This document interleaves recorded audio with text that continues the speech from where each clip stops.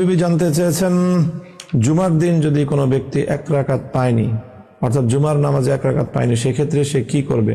জোহরের নামাজ পড়বে নাকি ওই এক রাকাতের সঙ্গে আর এক রাকাত মিলিয়ে জুমা পড়বে? না, কোনো ভাই যদি জুমার দিনে এক রাকাত না পায় জুমার নামাজে, তো সে জুমার নামাজেই ইক্তেদা করবে, এবং সে যেহেতু জুমার নামাজে 2 রাকাতে ইক্তেদা করেছে, কাজেই সে অবশিষ্ট নামাজ এক রাকাতই পূর্ণ করবে, কারণ জুমার ফরজ নামাজ 2 রাকাত 4 রাকাত নয়। এটি নাসাই শরীফের মধ্যে কিতাব হাদিসের মধ্যে রয়েছে যে মসজিদে যদি কোনো ব্যক্তি এসে ইমামকে এসে শেষ বৈঠকে পায়, তাহলে সে প্রথমে ইমামের সাথে তাকবীর বলে শামিল হয়ে যাবে, অতঃপর ইমাম যখন সালাম ফিরাবে তখন সে দাঁড়িয়ে 2 রাকাত নামাজ পূর্ণ করবে বলে হাদিসের মধ্যে নির্দেশনা প্রদান করা হয়েছে।